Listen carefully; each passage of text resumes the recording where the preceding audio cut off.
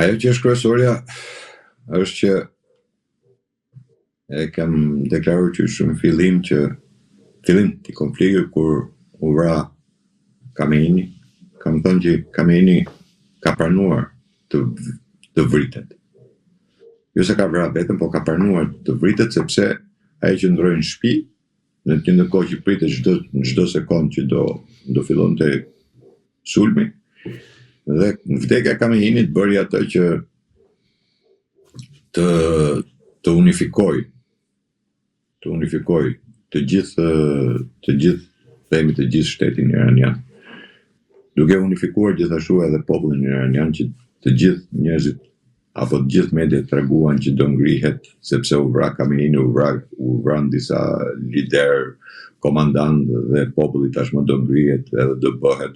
Ose harrojnë ka bërë Trumpi një deklaratë kur tha ne e bëm, tha e vram këtë, i bëm këtë, ata i goditën, tash e ka popullin në dorë ta bëjë, por në të njëjtën kohë populli nuk reagoi. Nuk reagoi dhe tregoi që u bë shumë unitar me qeverinë e tij. Vendosja e Mujtaba Khameneit si drejtues, lider shpirtëror, megjithëse nuk i përmban titujt, u vendos pikërisht që garda revolucionare të kishte në kontroll çdo gjë. Dhe mos harrojmë një gjë tjetër, pavarësisht nga sa thohet dhe flitet, gjithë ata janë propagandë dhe kërkojnë që të fusin edhe i përçarje nëpërmjet këtyre deklaratave brenda sistemit, ashtu siç ka kërkuar dhe Irani për shembull që ta përçajë presidentin Trumpin me J.D. Vance-in. Se Vance-in duke thënë që ne nuk pranojmë negociata me Trumpin, pra se ky është i tillë, dhe pranojmë negociata vetëm me J.D. Vance. Kjo është një deklaratë që kërkon të bëj përçarje mes presidentit dhe vicepresidentit, kuptojmë drejt. Këtë lloj luan edhe Amerikë. Këto janë lojra të dukshme dhe të përdorshme gjatë gjithë kohës. Këto janë lojra diplomatike, lojra politike që i luajnë të gjithë vendet, dhe sidomos në një situatë të tillë kur kërkohet patjetër të përçajë. Deklaratat e Trumpit për shembull gjithmonë ka thënë ne po flasim me regjimin e ri. E kupton? Me se kush ishte regjimi i ri nuk dihesh, domethënë. Por hejet e dyshimit për të krijuar një përçarje brenda. Por ajo që është dhe që ka treguar sidomos gjatë këtyre 37 ditëve luftime, ka treguar që sistemi në Iran nuk është unipolar, pra nuk vendos një njeri dhe i hikuj ky njeri dhe mbaroi. Garda revolucionare ka tashmë atë frenat në dorë, themi, të sistemit, sepse ata janë në formë piramide, funksionojnë në formë piramide.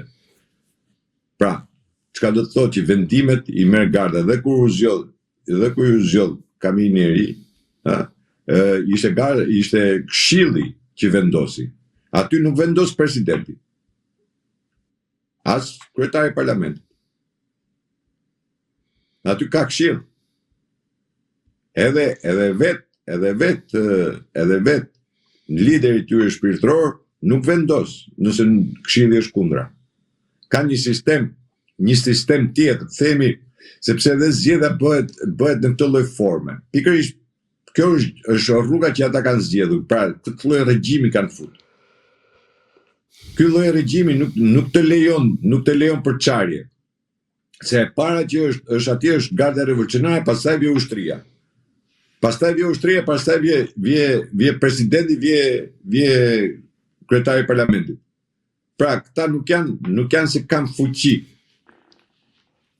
Vërtet është president, por nuk ka fuqi vendimmarrje, për sa i përket sepse është ai këshilli i famshëm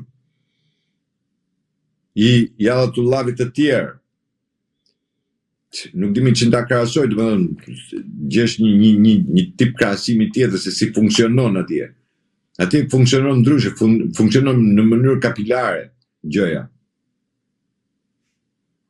Pra, ti nuk mund marrësh vendime pavarësisht se kush je. Ti nuk mund marrësh vendime vetëm. Pra, edhe pse thash unë, dhe të dërguar që dërgoheshin në tavolinë ishin të dërguar të Komeinit, që ka të gjithë fuqinë, por në fund fare dhe Komeini vet nuk mund të caktonte dhe të vendoste vet. Sepse dhe para se të vdiste, para lufte ka deklaruar që ne kemi ndryshuar sistemin e komandimit. Dhe prandaj kur vritet një person, del direkt personi tjetër.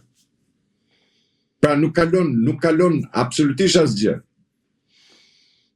Atë sistemin mozaik që ndërtun, këta e sollën këtë lloj sistemi.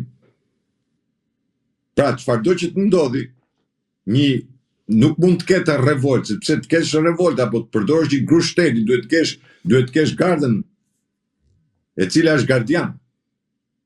Është një, nuk di, kur ka qenë sultani që përdorët atë gardën e tij. Jeni qertë, për shembull, ai përdorte, po jeni qertë që vrisin sultanin, po dhe vendosin sultanin. Gjithë shqiptarë ishin ata. Jeni qertë. Ka qenë grup në vete. Pra, ata jo se merrshin vendime, por në momentin ku shifshin që ti tradhtove, ata të ishin qafe. Pra nuk e ka të tagë presidenti atje. Nuk është president, se nuk jemi në një republikë presidenciale që ka tagët presidenti. Edhe në republikë presidenciale prap ka dhe ty i këshill. Se nëse bota qëndron vetëm tek uni, atëherë do shkatrohet. Presidenti i Amerikës vërtet është uni. Amerika vërtet është uni në botë. Dhe presidenti është uni, por u pa dhe u vërtetua disa herë gjatë kësaj kohe që vërtet ka dhënë urdhër. Edhe kur dha urdhrin që anijet amerikane të shoqërojnë në ngushticën e Hormuzit, ishte po komanda që nuk e pranoi. Dhe pastaj doli me deklaratën tjetër kur tha që dilnin vetë edhe shoqërojnë. Pra dhe atje tërheqja që u bë, nuk u bën nga dëshira e Trumpit. Vetëm. Se dhe atje ka një shtab tjetër. Mlidhet ajo dhoma atje, mlidhen ca njerëz atje. Janë ca elita aty. Që ju dëgjohet fjala, nuk janë elita që nuk i njeh njeri. Kështu që këto janë deklaratat të cilat bëhen për të futur atë përçarje, për të futur atë idenë që ne kemi njerëz aty brenda, ne mund të bëjmë çdo gjë, por nuk janë reale, nuk janë konkrete. Kjo është e gjitha. Është thjesht në vazhdën e propagandës. Supozojmë kur vjen në një moment, për shembull, nëse ti lajmi nuk se kemi pas shumë lajme, për shembull gjatë 35 ditëve, 37 ditëve ka pas shumë lajme për luftën. Mi po një lajm nëse ti nuk e konfirmon në 2-3, dhe sidomos 2-3 vende të cilët janë sigurta, lajm që japin lajme të sigurta, ti nuk mund ta marrësh mirëfill. Po e merr si lajm. Po jo të mirëfill. Sepse je në gjendje lufte. Dhe në këtë situatë nuk mund merret një deklaratë edhe të bëhet.